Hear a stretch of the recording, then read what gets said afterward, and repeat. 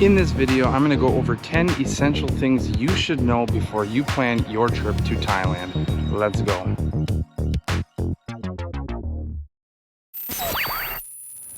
What is going on, everybody? Welcome back to my channel. If you're new here, my name is Falah. Make sure you hit that subscribe button and leave your opinions down in the comment section below. But let's get back to it. The first thing that I want to go over is visa requirements and visa-free stays here in Thailand. Now, most Westerners are going to be eligible for a 30 to 60 day visa-free stay that is actually extendable up to an additional 30 days. Now, this is absolutely amazing. You know, the ability to come here and stay here for up to 90 days without a visa is amazing. And a lot of people just completely take this for granted. Now, that may not work for everybody. Some people want to live here for 2 or 3 years and they have a whole different process. But as a first timer coming into Thailand, some of you will find this to be absolutely amazing. Now, not everybody is going to be eligible for the visa-free stay. It's up to you to do your research before you even consider booking a flight here to determine what you are required to do in order to come here, if there's a certain visa you need to obtain or not. When you come here, make sure that your passport is valid for at least 6 months from the date that you plan to enter, because that is a requirement. And also book a return or onward flight, not necessarily because they require it here, but it's the airlines that typically require this. A lot of airlines actually won't allow you to fly out to a destination unless you have an onward ticket, because if you arrive and you're denied entry, the airline that flew you here can actually be held financially responsible for getting you back where you came from. Now, the last thing I want to go over in terms of arrivals is the new TDAC that was adopted this year. It's comparable if you've ever been here before, or if you've gone anywhere else internationally and you've written out a handwritten arrival card, or maybe somewhere else you went and they had a digital arrival card as well. It's the same thing, basically just your personal information, your general accommodation information, your inward and outward flight or travel information and stuff like that. All you have to do is fill out the recommended fields, and if you have the information to the non-recommended fields, I would advise that you just fill those out. Otherwise, you may get questioned about them when you're going through the immigration process. If you can, try to fill out the TDAC within 72 hours of your arrival time. You cannot fill it out prior to that. If you do get here and you have an issue, you can fill it out on your phone in the airport before you go through immigration. So if that's what it comes to, then that's what it comes to. Now, the next thing that I want to talk about is living like a local. Over the last couple of years, especially 2025, more than ever before, you've probably seen a lot of videos talking about the dramatic cost of living increases in Thailand. And this is true. There is living cost increases. There's worldwide. That's just kind of the way that it is. But you'll see more so of this in the heavily saturated tourist areas, the short-term rentals skyrocketing, and some of the higher end restaurants moving in while the cheaper family-owned ones are moving out. But living like a local is the key to cheap living. Now, a lot of people don't realize this, but the average income in Bangkok is only $600 US per month, or equivalent to just under 20,000 baht. And whether you want to believe it or not, the majority of Bangkok's economy is kind of built off of this salary. There is still potential to live a very decent lifestyle at a low cost, as long as you're willing to be realistic.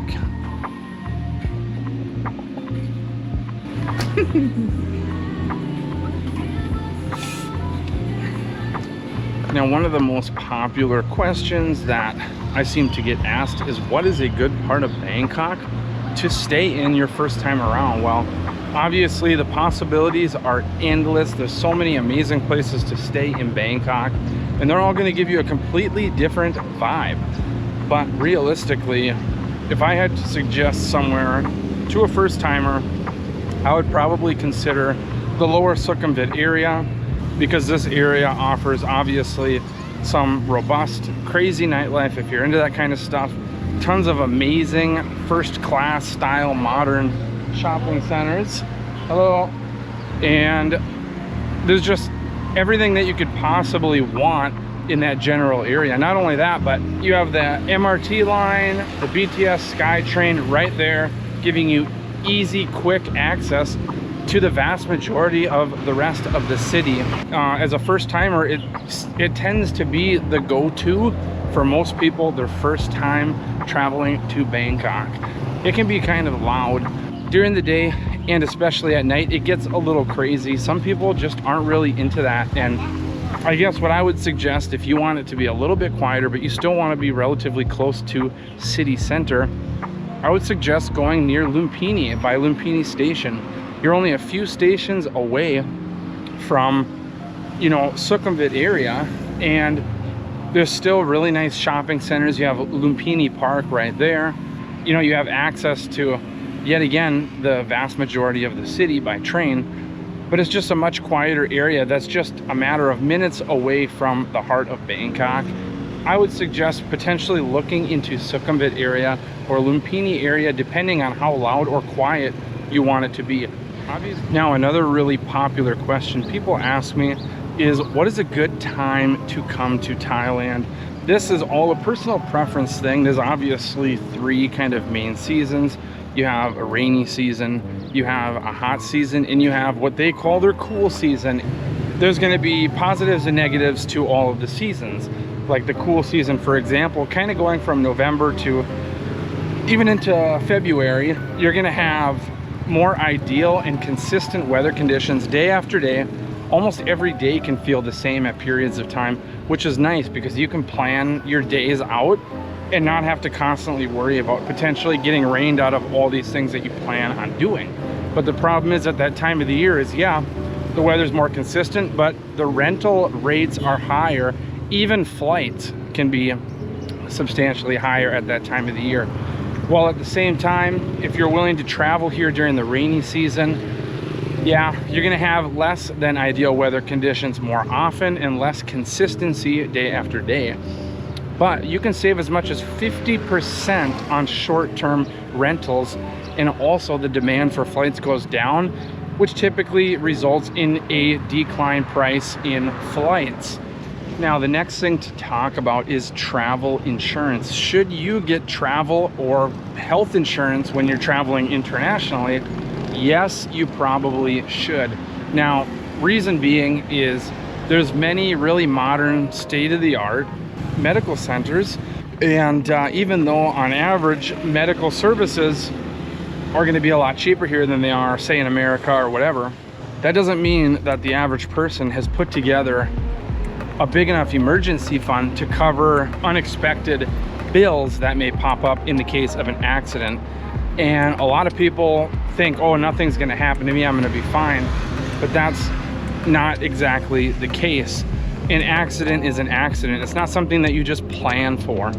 So realistically, what I advise is that unless you have an emergency fund of at least 20,000 US dollars in your bank account that you could blow at any given time on any emergency and it wouldn't have a huge financial impact on your life, I would advise that you get some sort of traveler's health and medical insurance coverage.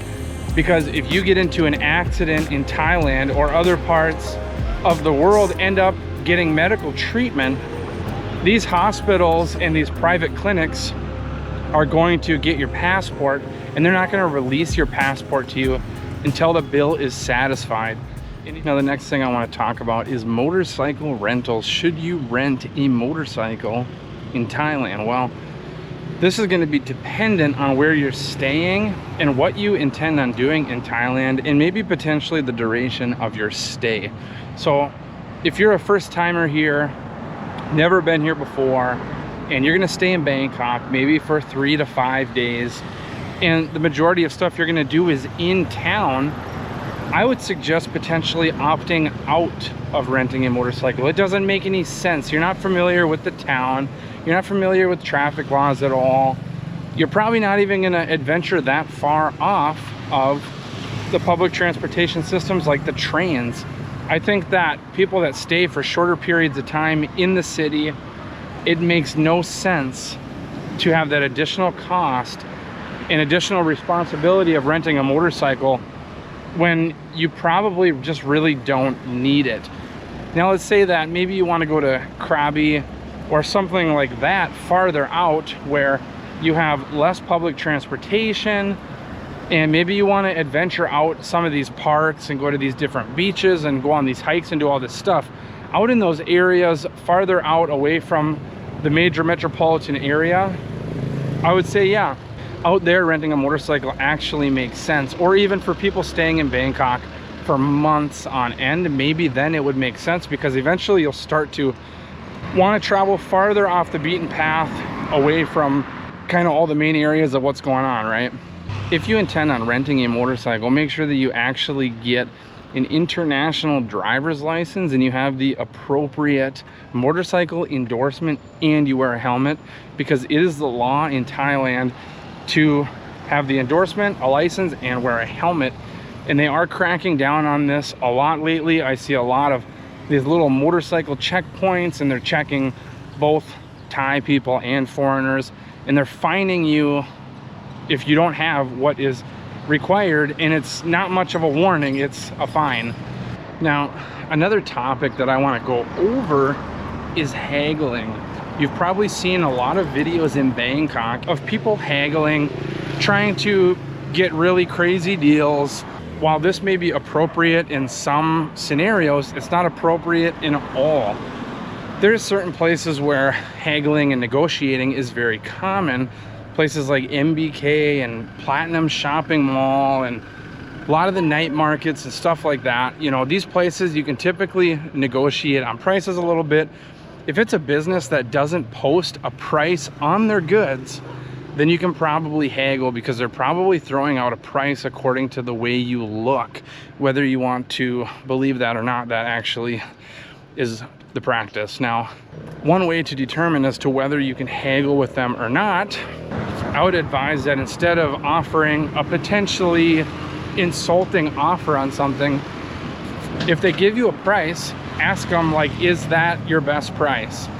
And if they're like, maybe I take 800, you know, maybe they try to negotiate, they come down themselves, that's when you know that they're open to negotiations. You know, sometimes you just got to ask yourself, is it really worth it to try and save 30 cents and potentially get into some sort of negative confrontation and kind of ruin my whole day over this, or ruin their day? Or is it better off just to pay the cheap price? Now, the last thing I want to talk about in this video is the VAT refunds. On goods here in Thailand, there's a 7% tax that's charged, and it's pretty much always in the set price. Unlike in America, where you grab something that says $18 and then you check out and all of a sudden it's $23 with tax. Here it's a little bit different. Whatever the price says on the tag, you're paying. Now, when you leave Thailand, certain things, certain purchases are eligible for a tax refund to foreign travelers and foreign visitors. Now, not every store participates in this VAT refund. You know, if you go in and you buy like a cell phone or a laptop, which I did, or maybe high-end jewelry, some clothing, as long as you spend over 2,000 baht, I believe is the minimum required to receive the refund, you will receive a VAT refund slip. They'll ask you if you want it, and they fill out a couple things on that. And then when you leave Thailand, as long as you leave within 60 days of the date of purchase, you're eligible to receive a refund. I would just advise everyone to try to practice collecting their VAT refunds, because it's just more disposable income for you later. So now there's so many different things that I could tell you before you travel. For the first time to Thailand, you could make a 10-hour video about this, but obviously I'm going to try to break it up over a few videos. I've already made a video similar to this before. This is just another one going over some things, or potentially addressing some things I forgot. But hopefully the video will be helpful to you the first time you travel to Bangkok, Thailand. If you haven't yet, hit that subscribe button below. I try to post a couple videos per week, but until next time, peace out.